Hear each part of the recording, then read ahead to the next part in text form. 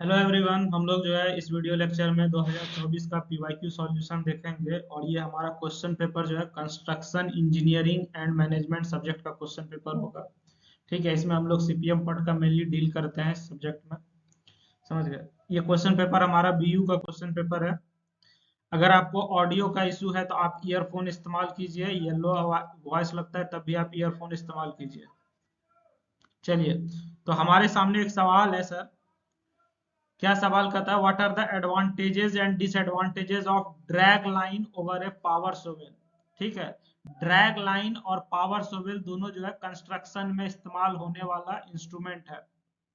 बात समझ में आ रही? जैसे आपका जेसीबी होता है, डोजर होता है, रोड रोलर होता है, उसी तरह से ड्रैग लाइन और पावर सोवेल आपका क्या है, कंस्ट्रक्शन में इस्तेमाल होने वाला इंस्ट्रूमेंट है। ठीक है, आपको जो है ड्रैग लाइन का स्केच बनाना है, उसका पार्ट्स को शो भी करना है। क्या करना है आपको? ड्रैग लाइन का जो एक फोटो बनाना है, उसका एक एक पार्ट्स को दर्शाना भी है। ठीक है, तो आइए हम लोग इस क्वेश्चन का आंसर देखते हैं एकदम सिंपल लैंग्वेज में, ताकि हमको समझ में आए सर, यहाँ समझे एग्जाम में जाके क्वेश्चन आ गया तो सेम टू सेम लिख दे। चलिए, तो हम लोग इसका शुरू करते हैं सर। सबसे पहले एडवांटेज देखते हैं ड्रैग लाइन का पावर सोवल के ऊपर।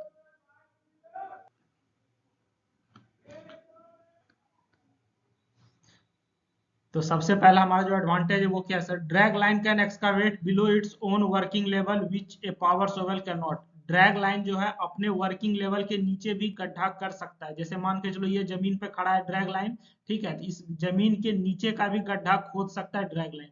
जबकि पावर सोवल में उतना दम नहीं कि जहां पे वो खड़ा है उससे नीचे जाके गड्ढा खोद लो, उसमें पावर सोवल में उतना दम नहीं है सर। दूसरा क्या कहता है, it can operate at greater depth and longer reach. Drag line हमारा जो है ग्रेटर डेप्थ मतलब काफी गहराई में जाके काम कर सकता है। ठीक है, चलिए, तीसरा एडवांटेज क्या है sir? It is suitable for soft loose and under water soils.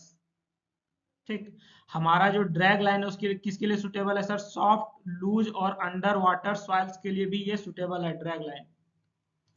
चलिए, चौथा क्या कहता है, dragline requires less operating space compare to power shovel. Power shovel के तुलना में इसमें ऑपरेटिंग स्पेस भी कम लगता है। बात समझ में आ रही थी? इतना सारा चीज एक जगह मिल जाती है, ये क्या एडवांटेज ही है ना। ड्रैग लाइन अच्छा होता है सर पावर सोवेल से। It is highly useful for canal excavation. अगर आपको कैनाल के लिए एक्सकावेशन करना है, नहर बनाने के लिए मिट्टी खोदना है, तो उसमें लिए ड्रैग लाइन बहुत मस्त ऑप्शन है सर। स्ट्रिप माइनिंग में भी, पॉन्ड या रिवर वर्क, ये सब में ड्रैग लाइन हमारा जो है सर A1 खिलाड़ी है। चलिए, अब इतना एडवांटेज देखे तो कुछ डिसएडवांटेज भी देखना पड़ेगा सर। अभी तक हम लोग क्या कर रहे थे? ड्रैग लाइन का तारीफ कर रहे थे। अब हम लोग किसका तारीफ करेंगे? पावर सोवेल का तारीफ करेंगे। Drag line can not dig hard and compact soil. Hard और कंपैक्ट सॉइल को ड्रैग लाइन डिग खोद नहीं सकता है। ठीक है, उसके लिए आपको क्या करना पड़ेगा? उसके लिए पावर सोवेल लाना पड़ेगा। Excavation accuracy is lower because the bucket is free swinging. ठीक है, फ्री स्विंगिंग मतलब वो कहीं भी आसानी से मुड़ जाता है, तो उसमें एक्सकावेशन में जो है एक्यूरेसी नहीं मिल पाता। जबकि पावर सेवल में अगर आपको यहाँ से मिट्टी काटना है इतना का, तो इतना का ही मिट्टी कटेगा। बात समझ में आ रही है? एक्यूरेसी इसमें देखने को मिलता है। Productivity is generally slower then power shovel. Power shovel के तुलना में इसमें प्रोडक्टिविटी भी हमारा क्या है, स्लो होता है। It can not excavate very close to the machine. Machine के काफी क्लोज जाके ये एक्सकावेट नहीं कर सकता है। बात समझ में आ रही है? तो ये सब हमारा क्या है, डिसएडवांटेज भी है। एडवांटेज देखे, डिसएडवांटेज भी देखे, किसका? ड्रैग लाइन का पावर सोल के कंपैरिजन में। अब आइए हम लोग इसका जो है फोटो देख लेते हैं कैसा दिखता है ड्रैग लाइन।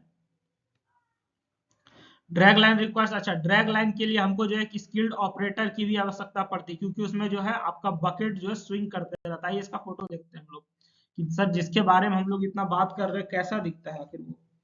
देखा तो जरूर होगा, नाम से नहीं जानता होगा।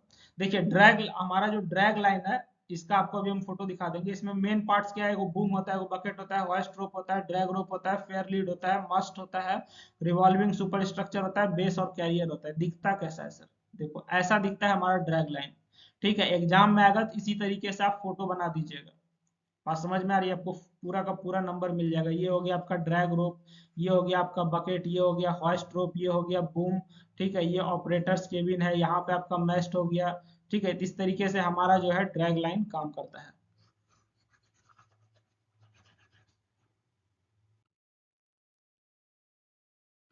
चलिए, अगला क्या है, discuss the various means for हॉलिंग the materials.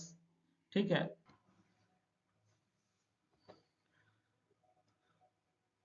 Materials हॉलिंग करने के लिए हमारे पास जो है कौन कौन सा संसाधन है। सबसे पहले समझते हैं हॉलिंग का मतलब क्या है।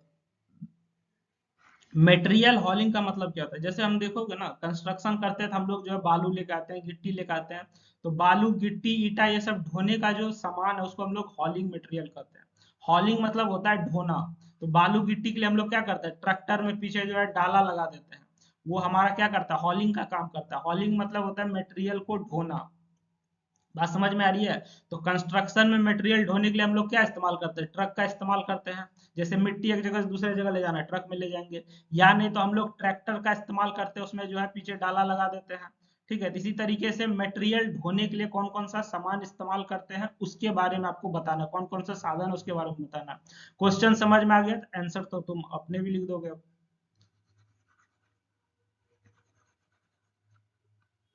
चलिए, various means of हॉलिंग materials in construction. Construction में मटेरियल को हॉलिंग करने का अलग अलग क्या क्या संसाधन है उस पर हम लोग यहाँ पे बात करते हैं सर। तो सबसे पहला हमारा क्या है, सबसे पहला हमारे पास ऑप्शन है सर ट्रक और डंपर का। ठीक है, ये आपका सबसे कॉमन भी है, समझ में आ रहा है। ये सूटेबल है किसके लिए, मीडियम टू लॉन्ग डिस्टेंस के लिए सूटेबल भी है, हाई स्पीड देगा, हाई कैपेसिटी भी रहता है इसका। उसके बाद हमारा ट्रैक्टर और ट्रेलर आता है। ट्रैक्टर और ट्रेलर आता है, ये जो है कहाँ इस्तेमाल किया जाता है, खास करके गांव वाला या फिर अनइवन टेरेंस मतलब उबड़ खाबड़ वाले जगह में ट्रैक्टर इस्तेमाल किया जाता है। शॉर्ट डिस्टेंस के लिए हमको ट्रैक्टर जो है सस्ता पड़ता है, लॉन्ग डिस्टेंस के लिए ट्रक वर्क होता है, शॉर्ट डिस्टेंस में मटेरियल ढोना है तो उसके लिए ट्रैक्टर हमारा सबसे बेस्ट ऑप्शन है। उसके बाद हमारा आता है सर स्क्रैपर आता है, जिसमें हमारा लोडिंग हॉलिंग और डंपिंग तीनों काम हो जाता है। ये जो है रोड कंस्ट्रक्शन और लार्ज अर्थवर्क के लिए हेल्पफुल है। बात समझ गए। चलिए, उसके बाद हमारे पास जो है और क्या ऑप्शन है सर, रेल हॉलेज या टिपर्स। ठीक है, ये जो है कहाँ इस्तेमाल किया जाता है, रेल हॉलेज या tippers used where large quantity hauling over fixed routes is required. जहाँ पे आपको बहुत ज्यादा मात्रा में जो है मटेरियल ढो के लाना और रूट फिक्स है, वहां पे हम लोग रेल हॉलेज इस्तेमाल कर सकते हैं। Very efficient for mines and tunnelling, mines और टनलिंग में जो है ये बहुत अच्छा काम करता है। उसके बाद हमारा आता है क्या सर, उसके बाद हमारा आता है wheel barrows and hand carts. Wheel barrows और हैंड कार्ट इस्तेमाल होता है, ये जो है स्मॉल स्केल में मतलब छोटा मोटा काम के लिए इस्तेमाल किया जाता है। शॉर्ट डिस्टेंस में अगर आपको सामान लेके जाना है तो व्हील बैरो या हैंड कार्ट इस्तेमाल कर सकते हैं। ठीक ना। चलिए, खास करके जहाँ पे आपका ये चिमनी भट्टा सब होता है ना, वहाँ पे व्हील बैरो या हैंड कार्ट आपको आसानी से देखने को मिल जाएगा। एरियल रोप वे, एरियल रोप वे मतलब हवा में जो है रस्सी बांध दिया जाता है। ठीक है, जैसे तुम देखा होगा पहाड़ सब पे हम लोग जब नहीं चढ़ पाते तो रोपवे से पहाड़ चढ़ते हैं ना, उसी तरीके से एरियल रोपवे होता है, used for hilly and inaccessible area. ठीक है, हिली एरिया में जो है या फिर ऐसा रास्ता जहाँ पे हमको जा नहीं सकते तो वहां पे हम लोग जो है रोपवे बना देते हैं। और रोपवे में आप जो है लाइट वेट मटेरियल को ही एक जगह से दूसरे जगह ट्रांसफर कर सकते हैं। Pipeline slurry हॉलिंग। ठीक है, उसके बाद हमारा क्या आता है, पाइपलाइन स्लरी हॉलिंग आता है, used for transporting soil water mixture. ये जो है सॉइल वाटर मिक्सचर को ट्रांसपोर्ट करने में इस्तेमाल किया जाता है पाइपलाइन वाला। Used in dreading and hydraulic earth moving, उसमें भी ये जो है पाइपलाइन स्लरी इस्तेमाल किया जाता है। तो ये सब हमारा कुछ हॉलिंग मटेरियल्स था। ठीक है, हॉलिंग मटेरियल्स को ट्रांसपोर्ट करने का जो जो हमारा साधन है वो सब हम लोग यहाँ पे देख चुके हैं। ठीक है ना, इसमें ट्रैक्टर ट्रक ये सब तो आप पहले से जानते थे, बाकी भी आप जान ही गए होंगे। अगला सवाल हमारा क्या कहता है, describe the role of construction planning in the management of construction industries.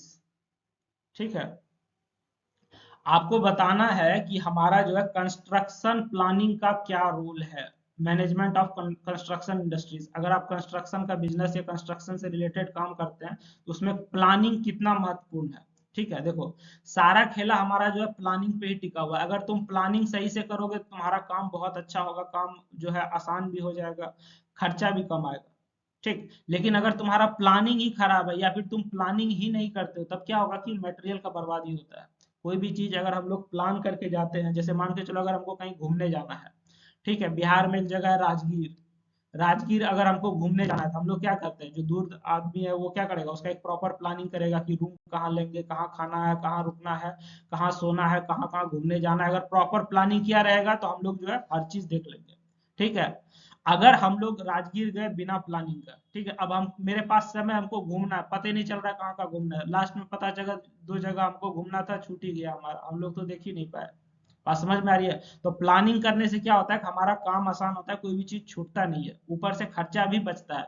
उसी तरीके से कंस्ट्रक्शन में प्लानिंग जब करेंगे तो इससे हमारा क्या होगा सर, कि हमारा कोई भी काम छूटेगा नहीं, सही गलत क्या होगा नहीं होगा वो हम लोग पहले से डिसाइड कर लेंगे, खर्चा भी बचेगा। बात समझ में आ रही है? चलिए।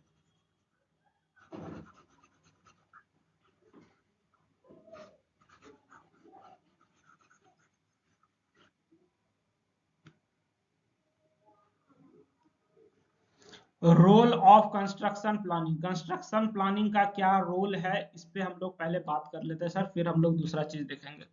तो सबसे पहले defines the project road map. अगर आप प्लानिंग करते हैं तो आपको जो है प्रोजेक्ट का एक रोड मैप है आपके पास अवेलेबल है। Planning decide how, when and in what sequence each activity will execute.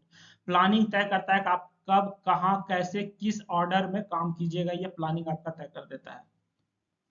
ठीक है। इंश्योर्स इफिशियंट रिसोर्स यूटिलाइजेशन, ये जो है इंश्योर करता है क्या, इफिशियंट रिसोर्स यूटिलाइजेशन भी ये इंश्योर करता है कि आपका जो भी सामान है वो सही से इस्तेमाल हो, सामान की बर्बादी नहीं होती। इसमें हमारा लेबर तय किया जाता है, कितना लेबर लगेगा, कितना मटेरियल लगेगा, कौन कौन सा इक्विपमेंट लगेगा, कितना पैसा लगेगा, ये सारा चीज हम लोग पहले से तय कर लेते हैं, डिसाइड कर लेते हैं। इम्प्रूव्स टाइम मैनेजमेंट, इससे हमारा क्या होता है, प्लानिंग करने से टाइम भी अच्छा होता है हमारा।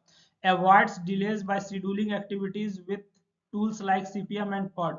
अगर आप प्रॉपर प्लानिंग करते हैं, ठीक है, तो आपका मैनेजमेंट अच्छा होगा, तो आपका कोई काम में बाधा नहीं आएगा, ठीक ना। हम लोग जो है सीपीएम पॉट का प्रयोग करेंगे और सारा काम जो है अच्छे से कर सकते हैं, कोई भी काम में आपका जो है मतलब का टाइम बर्बाद नहीं हो रहा है, काम हमारा डिले नहीं होगा। रिड्यूसेस प्रोजेक्ट कॉस्ट, प्रोजेक्ट का खर्चा भी हमारा बचता है। बात समझ में आ रही? प्रोजेक्ट का क्या होता है, खर्चा भी बचता है, इसमें हमारा जो वेस्ट नहीं होता है। Estimate eliminates idle time and reduces work, ठीक ना, फालतू का टाइम हमारा खत्म किया जाता है और वर्क को रिड्यूस किया जाता है। Enhances coordination among teams, team के बीच में कोऑर्डिनेशन भी बढ़ता है। अगर हमको पहले से पता चल जाए ऐसे ऐसे काम होगा तो टीम में आपस में सबको अपना अपना काम मालूम है, वो क्या करेगा, कोई किसी को तंग नहीं करेगा, एक दूसरे को कोऑपरेट करेगा, काम अच्छा होगा हमारा। बात समझ में आ रही है? चलिए, यहाँ से हम लोग आगे बढ़ते हैं। अगला हमारा क्या है, सपोर्ट्स डिसीजन मेकिंग। ठीक है, डिसीजन लेने में ये हमको सपोर्ट करता है। Helps in choosing the most economical design equipment and methods. ये जो है किसमें मदद करता है sir, most economical design equipment और मेथड। मेथड क्या क्या हो सकता है, जैसे हम लोग अगर पहले से प्लानिंग कर रहे हैं कि हमको बिल्डिंग बनाना है, ठीक है, तो हम लोग को मालूम है ना कि क्या क्या ऑप्शन है, तो हम लोग बेस्ट ऑप्शन ही इस्तेमाल करेंगे। कौन कौन सा मटेरियल डालना है तो हम लोग बढ़िया मटेरियल डालेंगे, किस मेथड से काम करना चाहिए तो हम लोग बढ़िया मेथड इस्तेमाल करेंगे। तो पहले से प्लानिंग करने से यही सब फायदा होता है। चलिए, इम्प्रूव्स क्वालिटी एंड सेफ्टी, ये जो है हमारा क्वालिटी और सेफ्टी को भी इम्प्रूव करता है। ठीक है, ये हमारा किसको इम्प्रूव करता है सर, क्वालिटी और सेफ्टी को भी इम्प्रूव करता है। अगर हम प्रॉपर प्लानिंग कर चुके हैं तो हमको मालूम है क्या क्या रिस्क है, उसके लिए क्या क्या हम लोग सेफ्टी इस्तेमाल कर सकते हैं, क्वालिटी कैसे कंट्रोल किया जा सकता है, वो सब चीज हमको पहले से मालूम है। किसी भी काम को अगर प्लानिंग के थ्रू करोगे ना तो उसमें बर्बादी भी कम होता है और हम लोग एक एक चीज ध्यान से कर भी लेते हैं। बात समझ में आ गई? चलिए, अगला हमारा क्या है, इनेबल मॉनिटरिंग एंड कंट्रोल। ये जो है मॉनिटरिंग और कंट्रोल को भी इनेबल करता है। मतलब, तो हम लोग यहाँ मॉनिटरिंग और कंट्रोल में क्या कर सकते हैं कि एक्चुअली में पता लगा सकते हैं कि हमारा काम कहाँ तक पहुंचा, किस हिसाब से चल रहा है। अगर काम खराब है तो उसको हम लोग सुधार भी कर सकते हैं। ठीक है, और ये जो हमारा एक्चुअल प्रोग्रेस है, हमारा जो काम चल रहा है, इसको हम लोग कंपेयर करते हैं किससे, जो हम लोग प्लानिंग के समय में तय किए थे कि ऐसे ऐसे काम होना है। ठीक ना। चलिए, उसके बाद इंश्योर्स टाइमली प्रोक्यूरमेंट। हम लोग चाहते हैं ना कि हमारा समय पे जो है सारा काम हो जाए सर। ठीक ना, इससे हमारा क्या होता है, जैसे कि मान के चलो हमको कल जो है ढलैया करना है, हमारे पास सीमेंट ही घटा हुआ, प्लास्टर करना है, सीमेंट ही अवेलेबल नहीं है, बालू ही नहीं मिल रहा है, लेबर ही हमारा गायब है, तो वो सब चीज हम लोग पहले से तय करेंगे ना, तो उस समय जो है हड़बड़ी में काम खराब नहीं होता है। Helps in achieving client satisfaction, अगर आप प्रॉपर प्लानिंग कीजिएगा, पहले ही क्लाइंट के साथ बैठ के सारा बात डिस्कस कर चुके हैं, तो क्लाइंट भी खुश होगा। आप तक कर दीजिएगा कि भाई हम तो आपसे स्टार्टिंग में पूछे थे, ठीक है, अब काम खराब थोड़ी हुआ, हम तो आपसे स्टार्टिंग में पूछे, उस समय आप कुछ बोले नहीं हमको कि ऐसे करना है वैसे करना है। चलिए अगला हमारा क्या है सवाल, what is the significance of preparatory work prior to execution of construction project. Construction project को एक्सक्यूट करने से पहले हमारा प्रिपरेशन कितना इंपॉर्टेंट है, उसका क्या महत्व है कि हम लोग कोई काम करें उससे पहले हम लोग सारा काम चीज तैयार रखें। जैसे मान के चलो हम लोग को अगर प्लास्टर करना है घर को, ठीक है, तो उसके पहले हमारा जो मटेरियल है बालू गिट्टी सॉरी बालू सीमेंट गिट्टी थोड़ी प्लास्टर में लगता है, हमारा जो भी मटेरियल है बालू सीमेंट पानी जो भी चाहिए वो अवेलेबल होना चाहिए, हमारा जो लेबर चाहिए वो अवेलेबल होना चाहिए। मतलब काम शुरू करने से पहले अगर हम लोग सारा चीज अवेलेबल करा ले तो उससे हमको क्या फायदा होगा, उसका क्या महत्व है, उसी पे हम लोग यहाँ बात करने वाले हैं। देखो इसका क्वेश्चन अगर समझ में आ गया ना तो इतना आसान आंसर होता है कि कोई भी लड़का इसमें 50+ नंबर स्कोर कर लेता है आसानी से, उसको क्वेश्चन समझ में आना चाहिए। क्या कहता है, सिग्निफिकेंस ऑफ प्रिपरेटरी वर्क का अगर बात किया जाए, ensures smooth start of construction. ठीक है, इससे हमारा क्या होता है, कंस्ट्रक्शन जो है एकदम स्मूथली स्टार्ट होता है। अगर आपका मटेरियल शुरू से सब कुछ अवेलेबल है, आदमी भी सब अवेलेबल है, तो हमारा काम जो है एकदम स्मूथली होता है। इससे हमारा जो काम डिले नहीं होता है, क्योंकि हमको अगर मान के चलो होता है क्या, हम प्लास्टर वर्क कर रहे हैं, सीमेंट घट गया तो अब 1 घंटा से मिस्त्री बैठा हुआ है, सीमेंट आएगा तब ना काम होगा। तो इस तरह का डिले नहीं होता क्योंकि हम ऑलरेडी पहले से सारा सामान पुरा चुके हैं, कोई कंफ्यूजन वगैरह भी नहीं होता है। चलिए साइट इन्वेस्टिगेशन एंड सर्वेइंग, हमारा क्या होता है कि साइट का इन्वेस्टिगेशन और सर्वेइंग सबका भी काम अच्छे से हो जाता है। हेल्प्स अंडरस्टैंडिंग सॉइल कंडीशन, हम लोग सॉइल के कंडीशन को, टोपोग्राफी को, एक्सेस रोड को, ये सब को जानते समझते हैं अच्छे से। बात समझ में आ रही है। प्रॉपर डिजाइन एंड ड्राइंग, अगर आपका सब कुछ पहले से हो चुका है तो इससे हमको ड्राइंग डिजाइन करना भी आसान हो जाएगा। ठीक है, अगर कोई चीज अगर चेंज है तो हम लोग स्टार्टिंग में ही सारा चेंज कर लेंगे, ताकि बाद में कंस्ट्रक्शन के बाद ये ना लगे कि भैया हमको ऐसे करना था कर ऐसे दिए। रिसोर्स प्लानिंग, ठीक है, रिसोर्स प्लानिंग भी हम लोग कर लेंगे। जैसे कल हमारा जो अगर प्लास्टर का काम होना है तो उसमें कितना आदमी लगेगा, ठीक है, तो हम जितना आदमी लगेगा उतने को काम पे बुलाएंगे, एक्स्ट्रा प्लेयर हम नहीं बुलाएंगे क्योंकि एक्स्ट्रा आ गया तो फिर उसको हमको पैसा देना पड़ता है। मटेरियल जितना चाहिए उतना मटेरियल ही खरीदेंगे, अगर 10 बोरा सीमेंट लगेगा 10 बोरा सीमेंट खरीदेंगे, 15 बोरा खरीद लोगे तो 5 बोरा रखा रखा खराब हो जाता है सीमेंट। तो वो सब चीज हम लोग जो रिसोर्स प्लानिंग भी हमको बहुत मायने रखता है यहाँ पे। रिस्क आइडेंटिफिकेशन, ठीक है, रिस्क आइडेंटिफिकेशन में क्या है, allows adoption of preventive safety measures, हम लोग जो है सेफ्टी मेजर्स ले सकते हैं ताकि हमारा जो कोई भी तरह का रिस्क हो उस पर हम लोग काबू कर सके, हमारा कोई नुकसान नहीं हो। चलिए उसके बाद हमारा क्या आता है sir, cost estimation and budgeting. ठीक ना, जैसे कि मान के चलो कि अगर तुम पहले से सब कुछ प्रिपरेशन कर चुके हो, ठीक है, तो तुमको मालूम है ना कि जैसे हमारा सर मान के चलो कि हमको खिड़की लगाना है, ठीक ना, हमको क्या करना है, खिड़की लगाना है। तो खिड़की में कुछ लोग ग्लास लगाता है, कुछ लोग क्या लगाता है, लकड़ी लगाता है, ठीक है, कुछ लोग जो है फाइबर भी लगा देता है या फिर अलग अलग मटेरियल लगाता है, कुछ लोग लोहा का भी खिड़की लगाता है बाबू। तो जब हमको अगर पहले से सब कुछ प्लानिंग है तो हम लोग देख लेंगे कि खिड़की लगाना है तो कौन सा मटेरियल का लगाएंगे, कौन सा मटेरियल हमको सस्ता पड़ेगा, कौन सा टिकाऊ होगा, सिचुएशन के अनुसार लगा देते हैं। देखो ग्लास हम लोग कब लगाते हैं, ग्लास हम लोग वहां पे लगाते हैं ना जहाँ पे हमको क्या चाहिए, ठंडा का मौसम ज्यादा रहता है, वहां पे हमारा ग्लास क्या करता है, हीट एब्जॉर्ब करता है, तो गर्मी के लिए हम लोग ग्लास लगाते हैं। जनरली हमारा इंडिया कंस्ट्रक्शन में खिड़की दरवाजा के लिए हम लोग क्या लगाते हैं, लकड़ी लगाते हैं। बात समझ में आ रही है। कुछ लोग जो है फाइबर वगैरह भी लगाना शुरू किया। तो अगर हम लोग काम करने से पहले ये तय कर ले हमको कौन सा मटेरियल लगाना है, किस तरह का मटेरियल लगाना है, तो इससे हमारा क्या होगा सर, इससे हमारा काम अच्छा होगा। ठीक है, और खर्चा भी बचेगा क्योंकि हमको मालूम है कि इस काम को अगर करेंगे तो इसमें इतना पैसा आएगा, इसमें कम पैसा आएगा। तो ये सब करने से ना कस्टमर या क्लाइंट जो भी होगा वो ज्यादा सेटिस्फाइड होता है। तुम अगर किसी क्लाइंट का पैसा बचा दो भैया, इससे बड़ी बात क्या हो सकती है।